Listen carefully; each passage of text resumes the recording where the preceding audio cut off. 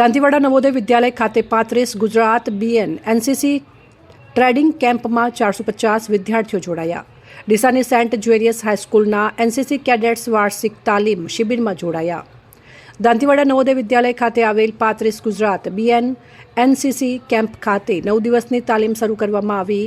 આ તાલીમ બનાસકાંઠા જિલ્લાના અલગ અલગ શાળાઓમાંથી 450 જેટલા વિદ્યાર્થી અને વિદ્યાર્થીનીઓ જોડાયા હતા। ત્યારે ડીસાથી સેન્ટ જ્વેરિયસ હાઈસ્કૂલના એનસીસી એટલે કે નેશનલ કેડેટ કોર્પ્સ વિભાગના વિદ્યાર્થીઓ પણ જોડાયા। તારીખ 12 મે 2026થી શરૂ થતા 9 દિવસીય વાર્ષિક તાલીમ કેમ્પમાં ઉત્સાહભેર જોડાયા છે।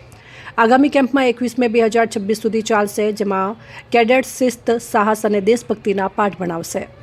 કેમ્પની મુખ્ય પ્રવૃત્તિઓ દ્વારા દિવસ દરમિયાન વિદ્યાર્થીઓ વિવિધ પ્રકારની સખત તાલીમ અને બૌદ્ધિક પ્રવૃત્તિઓમાં ભાગ લેશે। શારીરિક તાલીમ અને ડ્રીલ, સવારના 3 સત્રમાં યોગ, વ્યાયામ અને શિસ્તબદ્ધ પરેડ દ્વારા કેડેટ્સમાં શારીરિક ક્ષમતા અને એકાગ્રતા વધારવામાં આવશે। રાઇફલ ખોલવા, જોડવાની સમજ અને નિશાનાબાજીની પાયાની તાલીમ નિષ્ણાંત આર્મી ઓફિસર્સ દ્વારા આપવામાં આવશે। ટ્રેકિંગ, નકશા વાંચન અને ફિલ્ડ ક્રાફ્ટ જેવી પ્રવૃત્તિઓ દ્વારા વિદ્યાર્થીઓના આત્મવિશ્વાસમાં વધારો કરવામાં આવશે। સામાજિક સેવાકીય પ્રવૃત્તિઓ કેમ્પ દરમિયાન સ્વચ્છતા અભિયાન, વૃક્ષારોપણ અને જનજાગૃતિ રેલીઓ જેવી પ્રવૃત્તિઓ દ્વારા સામાજિક જવાબદારીનું સિંચન કરવામાં આવશે।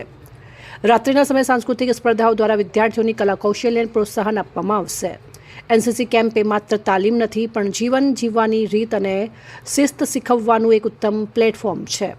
શાળા પરિવારનો ઉત્સાહ વધશે। ડીસાથી Saint જ્વેરિયસ હાઈસ્કૂલના Acharya, manager father Matthew અને એનસીસી ઓફિસર ભગતસિંહ ખાડેલિયા વિદ્યાર્થીઓને શુભકામનાઓ પાઠવતા જણાવ્યું હતું કે આ કેમ્પ દ્વારા વિદ્યાર્થીઓમાં નેતૃત્વના ગુણો ખીલશે અને તેઓ ભવિષ્યમાં રાષ્ટ્ર નિર્માણમાં પોતાનું યોગદાન આપી શકશે। વાલીઓએ પણ શાળાના પ્રયાસને બિરદાવ્યો છે।